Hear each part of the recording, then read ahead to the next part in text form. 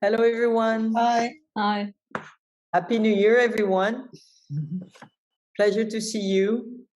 I'm going to start giving a little bit of heads up in the way we're going to approach this the talk of 2022. So welcome. We put on paper this time a topic that has raised lots of controversies and debate around the world. And the idea we had in doing that is to give us an opportunity to practice a way of sharing, speaking to one another, and to address potential conflict or controversy over a topic by using ways of listening to one another that we apply when we use the Savoir-Relier approach. Most of you present in these sessions have had the experience of the Savoir-Relier, not everyone.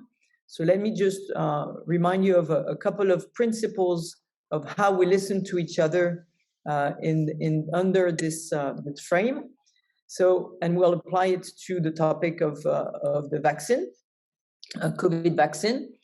So the idea to help everyone focus and listen to one another is quite simple. We use this, by the way, when we do the group exercise called co-res, talking about resilience or adversity, where a group of people have to share moments of adversity and listen to one another before they engage into trying to figure out what are the mechanisms to overcome adversity. So it's in the context of resilience that we use this with Savoir-Relier. But today, this is how we suggest that we practice the method for the first 20 minutes. And after we've done the practice, we will analyze and take a step back and see what happens and how it affects the way we interact. So we have 20 minutes, which will be divided into four parts. The first 5 minutes will give the floor to those of you who are pro-vaccine and who will explain why you are pro-vaccine. Each person who takes the floor, takes the mic, has 1 minute to explain why you are pro-vaccine. And we do this for 5 minutes, so we have a maximum of 5 people who will express why they are pro-vaccine. The next, and no answer, reaction, or so on, just people who are pro-vaccine explain why, and the others listen. Then we do another 5 minutes for those of you who are against the vaccine. And same thing, you have 5 minutes to explain why you're against the vaccine for COVID and what are your arguments and what are the reasons. Same principle, when you're against the vaccine, each of you has 1 minute to speak and the rest of us listen. So that's the first 10 minutes. Once we've done that, we have another 10 minutes where we'll split again in two, but this time, so first the pro-vaccine will speak and will respond. So you have taken notes to the arguments that have been put forward for those who are against the vaccine, and you respond and you argue or you give counter arguments, but you use what's been said to react. And finally, the last 5 minutes, the people who are against the vaccine, same thing, will use counter arguments and will build on what has been said. So first step, just listening. Second step, reaction. Are the rules clear, or do you have any questions before we get started? And I will monitor the time that everyone has in the way we discuss and how that can improve the way we use dialogue to improve our understanding of a problem, a situation, or of other people. Well, I do have one quick question. Yes. This is Gildas. Do we need to go for one side, either pro or cons?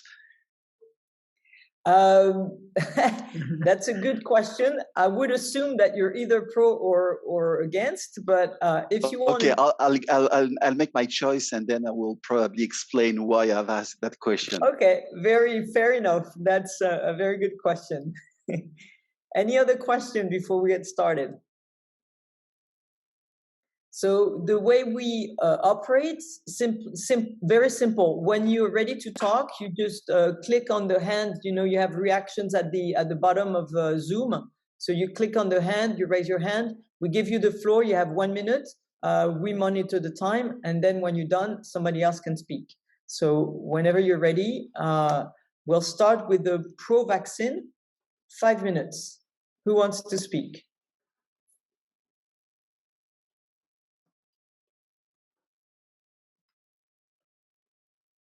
Someone has to take the floor first.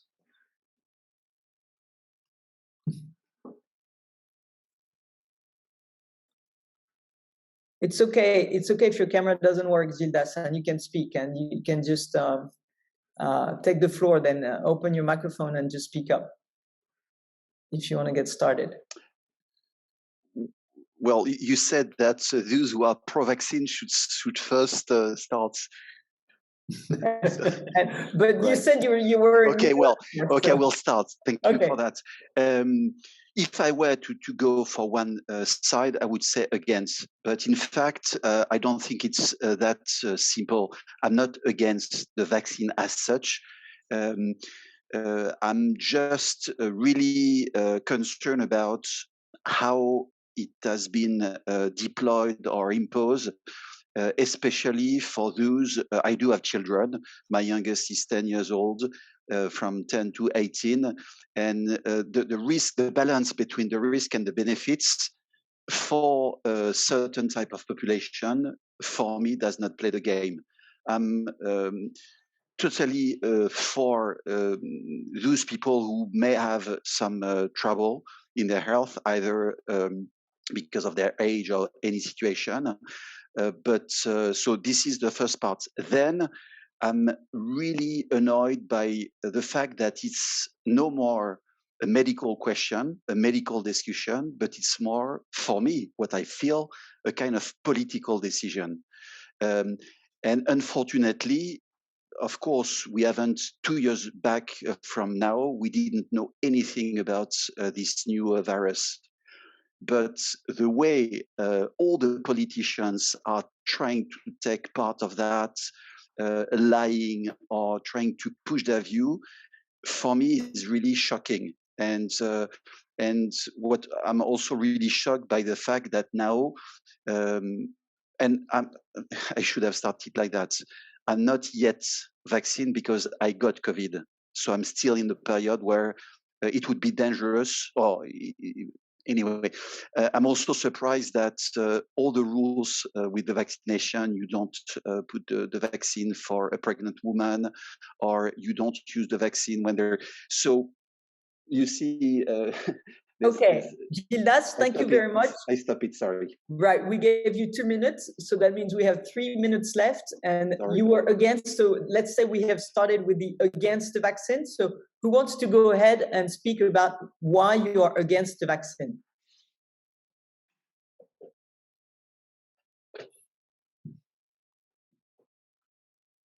Yes, Florent.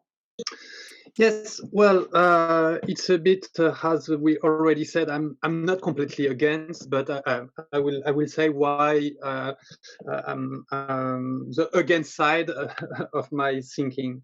So I'm against because I think I'm against the obligation of vaccination. I'm not against the vaccine, but against the obligation of the vaccination.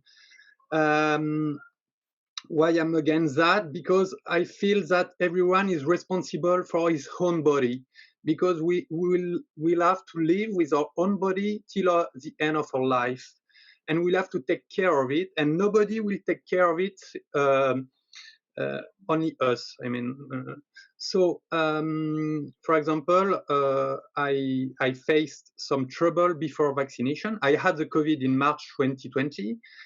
And then I was vaccinated end of July because, well, the government set up the vaccinal pass. So it's like a kind of obligation. And following that vaccination, I faced some trouble, and I am still facing some trouble after more than 5 months. And my problem is there is no global taking charge of the trouble after vaccination. There is a massive campaign for vaccination, but there is not a massive take care organized by the government for trouble after vaccination. Okay. And we are a lot for that. So that's why I think we need to take the decision. Otherwise, if somebody takes the decision for us and we have trouble and we have to manage our trouble alone, that's not fair. Okay, thank you, Florence. So we've had two arguments against. We have one more person against. Anybody else on Zoom? No? So everybody else is pro.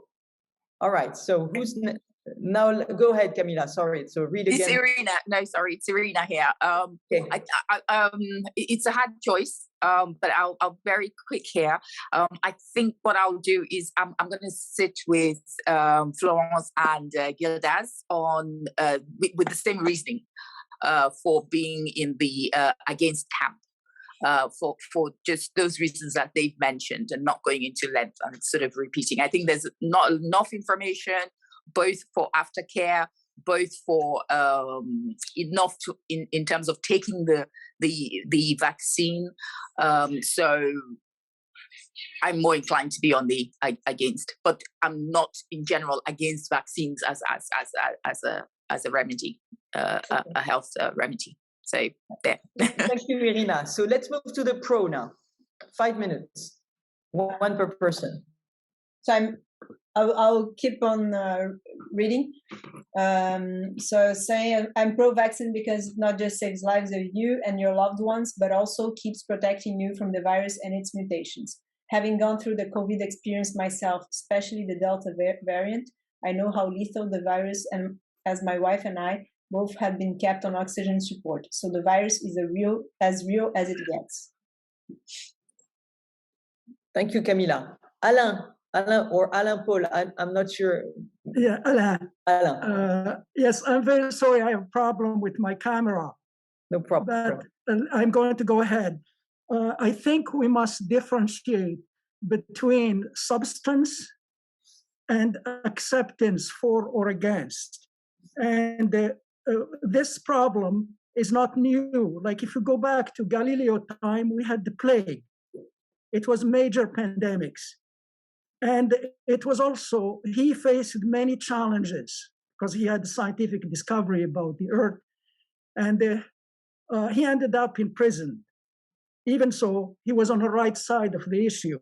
And Darwin faced a similar kind of situation, except he was excommunicated from his university, but never in prison.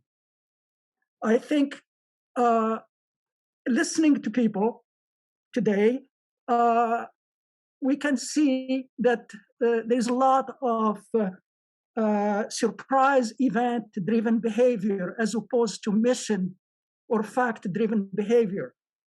The facts are clear. If we listen to Pasteur, for instance, Mr. Fontanet, I'm French, but I live in the United States and Canada.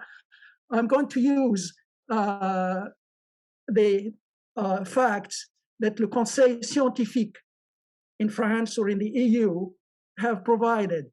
There is no question that the vaccines, whether they are RNA or traditional, are an etiologic solution to the problem for now.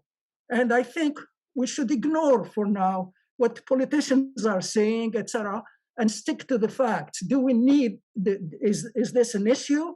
Do we have a solution? Then we can talk about behavior, acceptance, policies, and the rest. They should not be the driving force for our decisions. Our decisions should be based on fact, on data. And the facts are clear. we cannot be against vaccine. We can make exceptions, accommodations to pregnant women or to people who have allergies, etc. But for the majority of people, it's a necessity. The next question is, do we go into law enforcement, education, etc.? And that's a valuable argument, and that could take place for a long time. We can discuss that aspect. But I think we should not mix up between, so we should differentiate before we integrate, and differentiate substance from acceptance. That's my contribution. Okay, thank you very much, Alain. Is there one more person who wants to speak in the pro-vaccine side of the discussion? Anyone?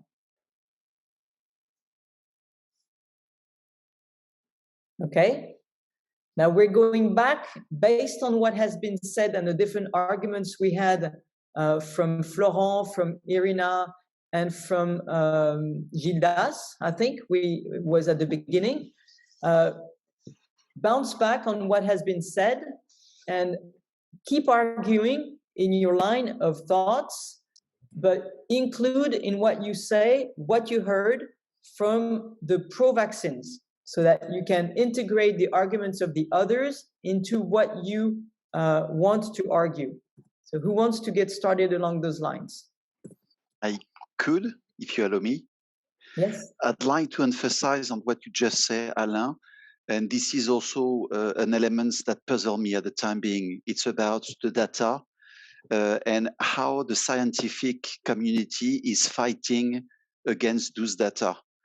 And maybe 2-3 years ago, I would have just taken the information provided by the doctors as they know their job and I will follow their advice. And now I'm a little bit lost, because depending on who's interpreting the same set of data, it seems they have a total different view. And I feel really puzzled. I don't know who should I believe. I don't know anything about medicine. Who should I trust? So I understand your points, Alain, but we also know that apparently with the same data, you can give different perspectives. So I wish I could base my decision on data, but I'm not in a position yet anymore. Sorry. Thank you, Gildas. Anybody else who's against the vaccine, not necessarily who has already spoken, but anyone who wants to keep contributing to your argument while you integrate the arguments that were made by Gildas, by Alain, sorry, or the other person who spoke through Camila on Facebook. Who wants to go? Maybe someone new.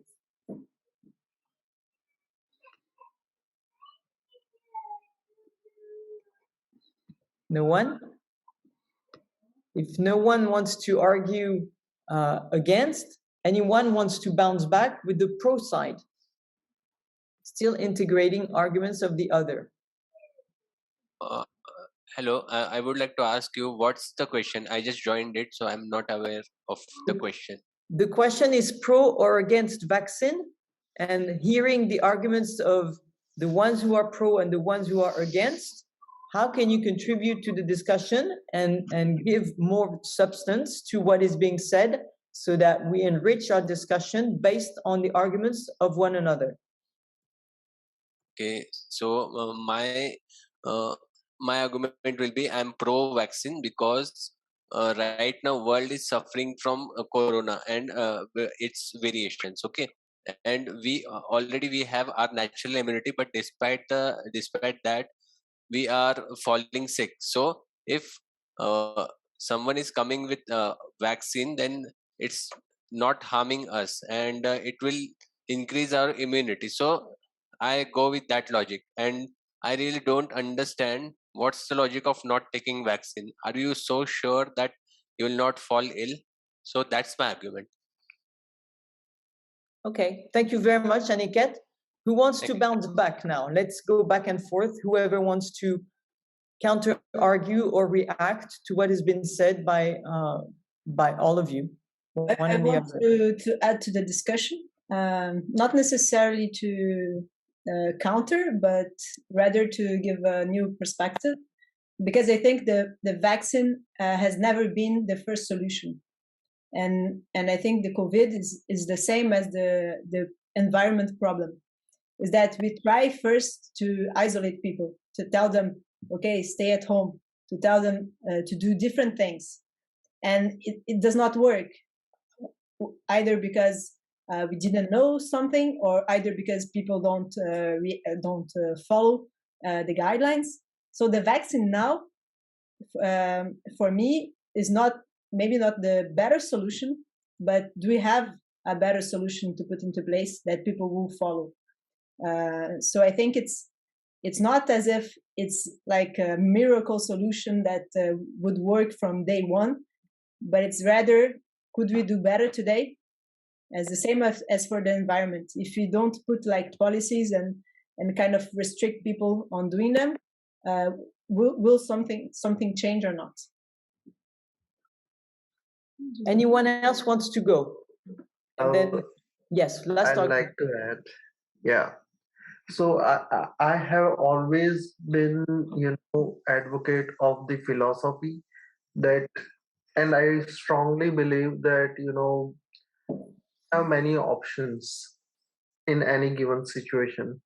So based on that situation and that time, whatever you decide and whatever you opt, it may be wrong and it may not be wrong. So given the situation, I believe that, any vaccine to get developed, it takes like 5 to 10 years, and we don't know what would be the side effects.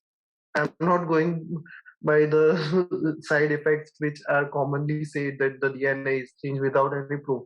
But scientifically, the vaccines takes 5 to 10 years to get developed, from clinical trials to check any side effects from short term to long term perspective. So over here, those things are not done. So scientifically also, not going by the all the mass created by the non-scientific people around the vaccines, but scientifically also we don't know what would be the side effect. But given the situation right now, it's better to get vaccinated, and we'll look what would happen in the longer period of time than just dying. It at least gives you one shield of protection.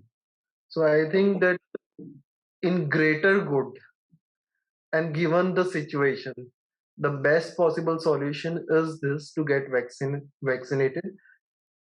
It's of course a right and freedom of individuals, of course, to take it or not.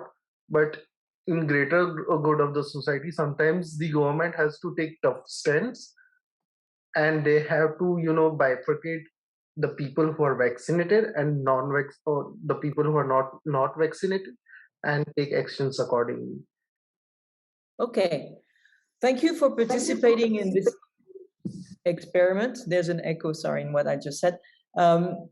The reason why we did this little exercise as a starter for this discussion, for the talk, was to give you a chance to take a step back now that you've engaged in one or the other side of the argument, and showing the complexity of even siding, because apparently some of you have a hard time siding pro or against, and it's clearly not that simple. But the reason why we wanted you to engage is to give you a chance to live and take a step back from what's going on when we have this type of argument.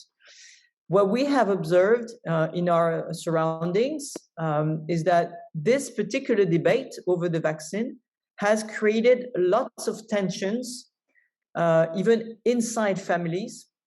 And we have a few cases of friends and families who've been divided over this discussion because of an opposition of arguments that they cannot overcome.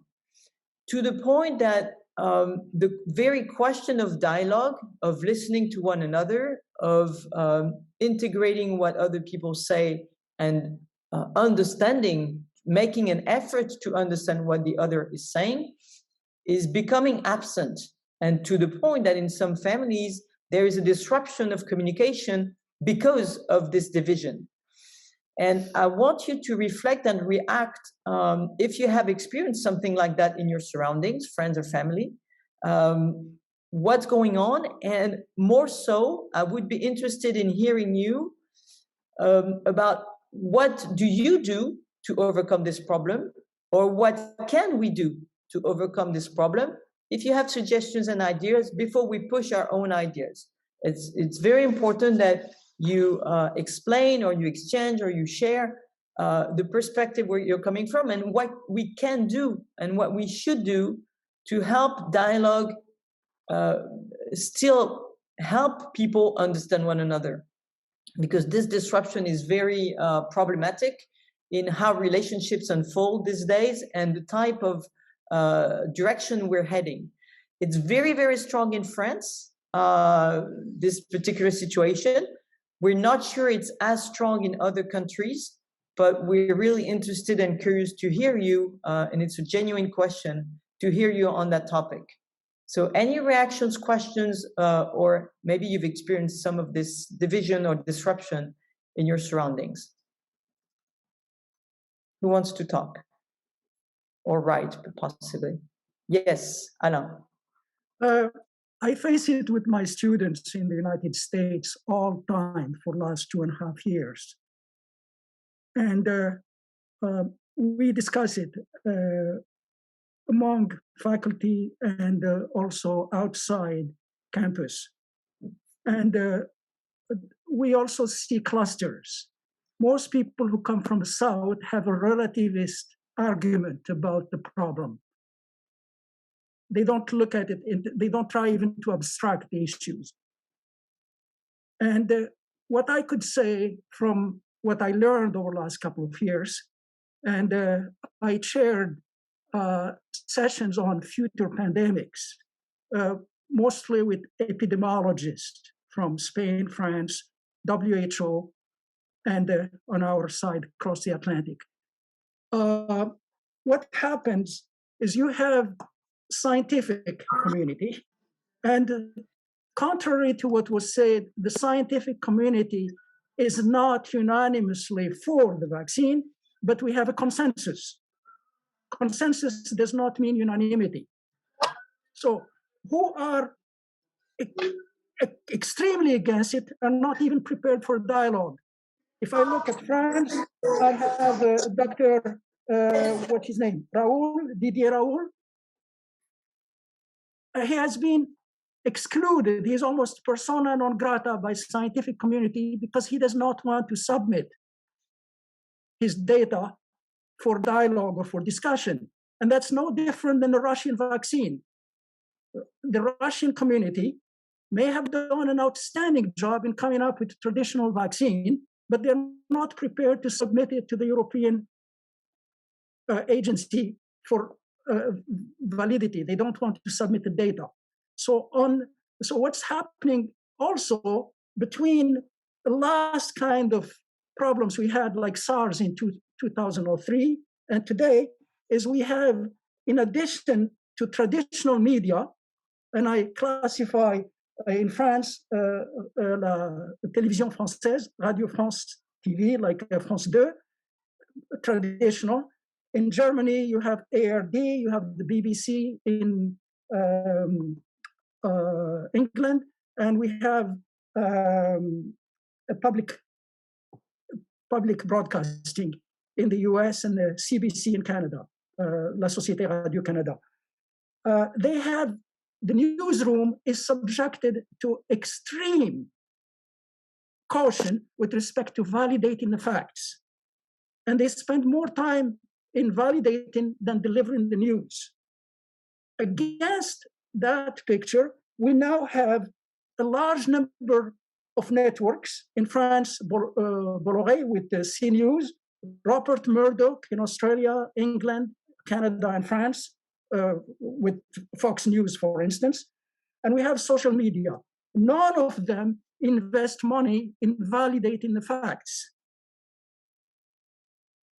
And as a result, they're broadcasting sometimes truths, but most of the time, hearsay and opinions.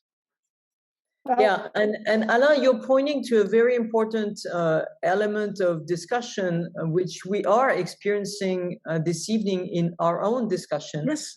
Is the question of opinion and perspective or culture in what you say, or coming and talking with your background and your experience. So the perspective you give to what you say, which is included in what you say, and sometimes the media are also voicing an opinion versus the question of data, facts, even those being subject to interpretation and analysis from different readers or cultures, or the way you want to hear the data you receive. So we are confronted with a very standard and normal bias that we have in all situations of communication. Only today, with this particular topic and with what's going on, the scope and the impact of what's going on is even bigger, is much bigger. Yes. And the question, and because the whole world is involved.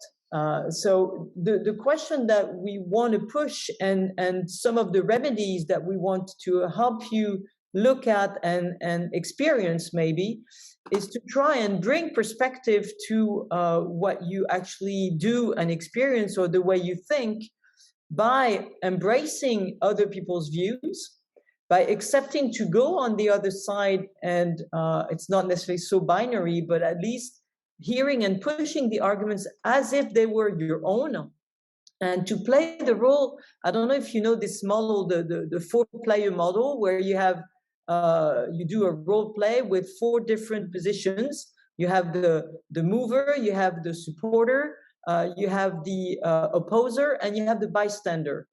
And I want to say a few words about the role of the bystander, which we don't play enough, in my view, in our view, and which we would like to push in how you approach a conflict, an opposition, or a discussion, by helping a group or a discussion to take that perspective without necessarily siding with one or the other, but by giving perspective to what you say. And I'll give you a specific example. We had feedback this evening from some of you who are based in India. And in India, the way you've lived COVID has been very different from the way we've lived COVID in France or in the US or in different parts of the world. That definitely will have an impact in what you say, in how you react, in the perspective you give to the question. Now, if you don't take into account, when I listen to you, the fact that you have lived through the COVID situation with a different light and a different experience, and if I don't ask Ajit or Manan, exactly, can you tell us more about where you're coming from, what's happened, what's going on in India, which we may read in the media, but with the bias of the media, so we want to hear on the ground what you have experienced. Then we're going to get closer to the reality, and likely I'm going to better understand where you're coming from and why you're feeling and saying and thinking the way you are. So the point that we wanted to make this evening with this new way of addressing a topic, or using the talk to experience a way of interacting, is that we actually have lived through a moment where, from those different angles, the different views, the different opinions, the different background that you're giving to your arguments, we have one side of the coin, but if we go behind the coin, we're going to get much more. And that's where I'm trying to push you. I saw that Manan has had a hand up for a while. So Manan, what do you want to say? Yes. So, when you asked that, was there a hesitancy in your family member uh, related to taking the vaccine. So yes, my uncles were not very sure whether they wanted to take vaccine because they read a lot of newspapers and articles that the vaccine is developed in 5 to 10 years because they need to monitor all the long term side effects also. So what I did was, in the month of May last year, the second wave was the deadliest in India, and people were running after oxygen. I told that in short term, these people have shown that there is no side effect of the vaccine, and it definitely gives first, first one wall of safety against the severe COVID situation. Whether you want to, run after the oxygen if you get sick by COVID, or by taking the vaccine, you can at least downgrade your severity.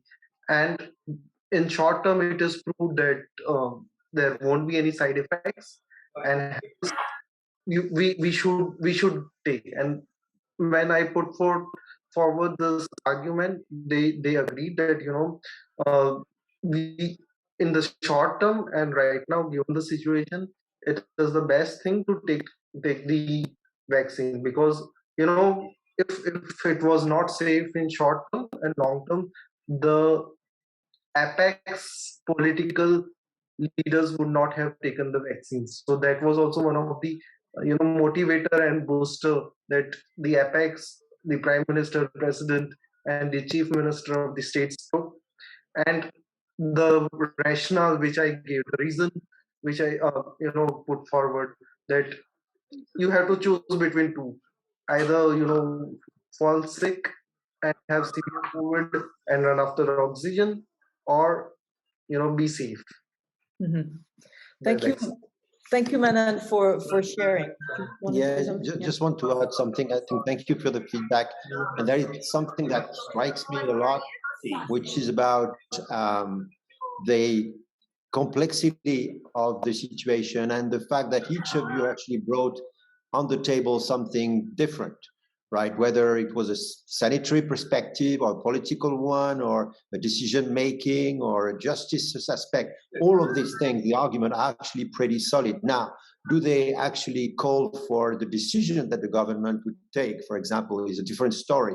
But there's something of the first learning, and if you apply that to any other issues, is that very often problems like this become very polarized, and we end up with discussing only the we are in or we are out, we are against or we are for. In fact, when you listen to all of you, nobody is 100% against or nobody is 100% for, except when you had to decide whether it should be mandatory or not, right? And therefore, there is something interesting of separating the actual debate of the very complex issue where we can share. And look, we are discussing and we're not blowing a fuse, right? I don't want to kill anyone tonight, right?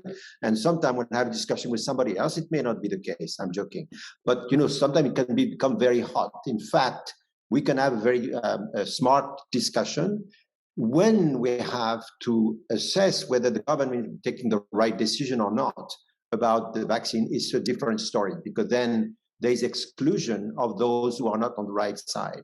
And therefore, I think it's very interesting to split the aspect of digging into the complexity of the issue, listening to the other people who've got point of view. And I think tonight I had some arguments coming on my desk that was new to me, which just got very interesting. So I'm feeling more clever. And separate that from the actual political decision, or whether we should, as a community, as a nation, as a country, or whatever, decide to make it mandatory or not. And I think from what I hear is that the people who are against the vaccine in a country where it's becoming mandatory, they feel excluded, they feel not heard, not only because the decision has been taken, but also because their argument have not been listened to. So it gives some kind of depth into the actual discussion, which I believe was worth the feedback. Gerardo, you raised your hand, and then we're going to close because we knew we were going to be a bit longer than usual because of the debate plus our discussion. But Gerardo, you have the floor. Yes, I just would like to add some perspective from South America.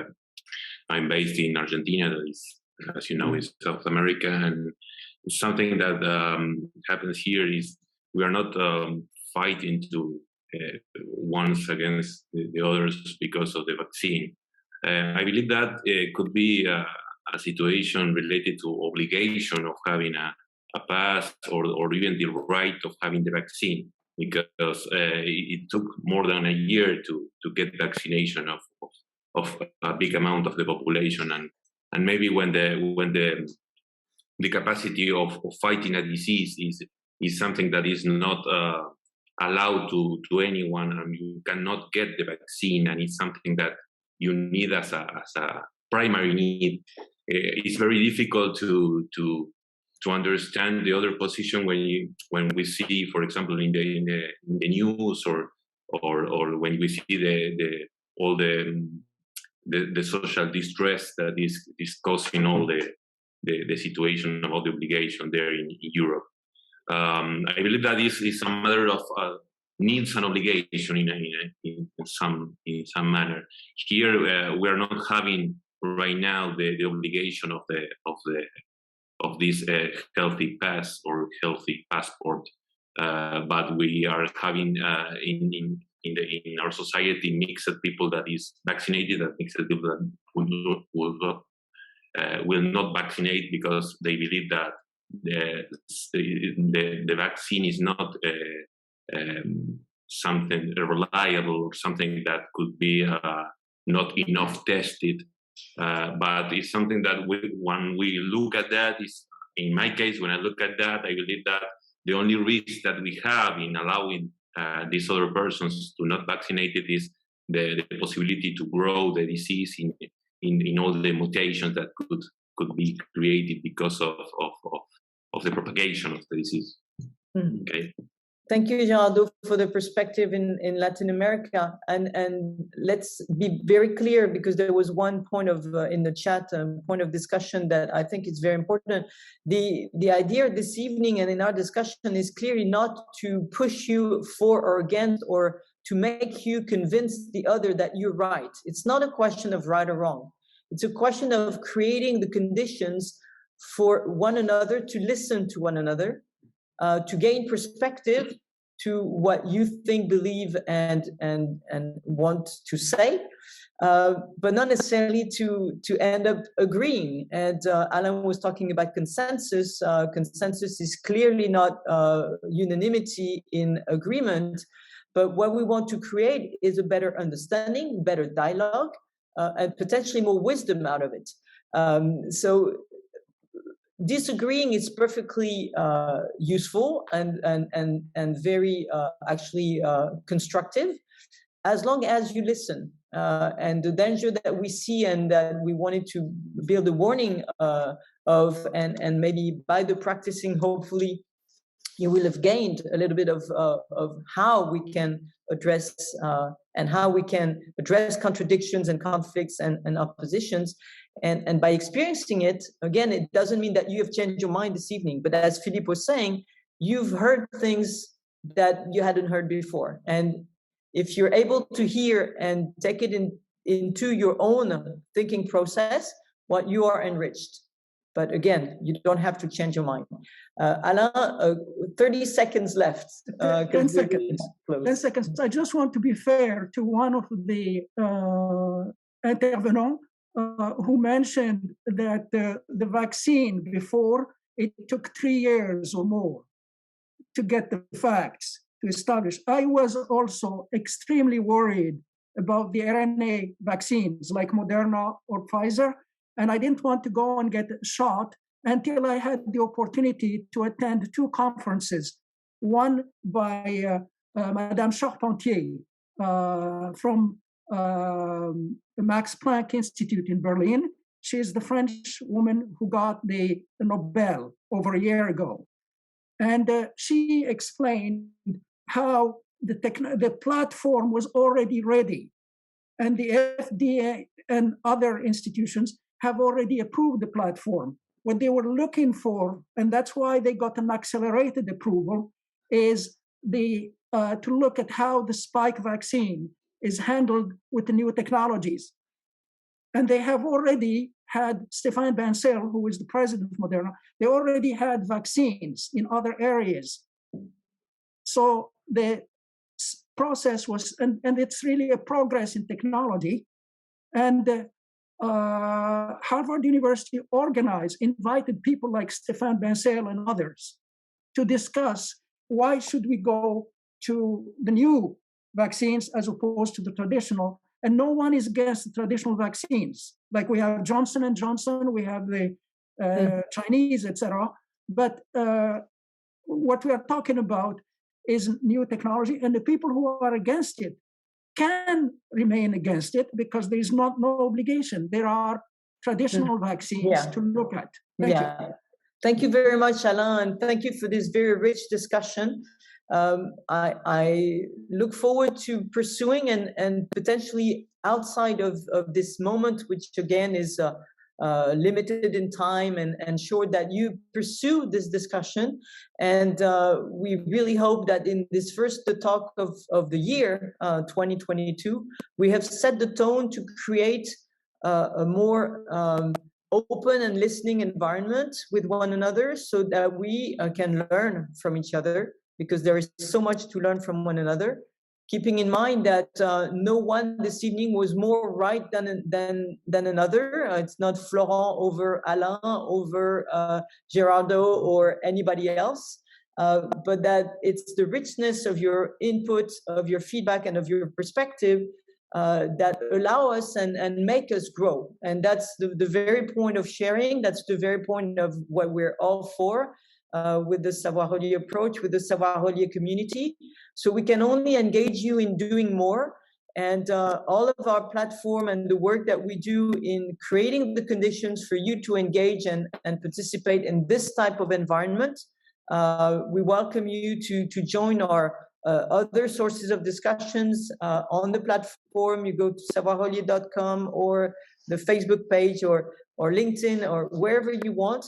But really, please keep going, and we'll have another the talk second Friday of the month of February, and we look forward to seeing you again then. Thank you, Camila. Thank you, Camille. Thank you, Philippe. Thank you. Bye. Thank you. Thank you very much. Thank you. Bye-bye. Thank you. Bye-bye. Bye. Thank you. Merci beaucoup.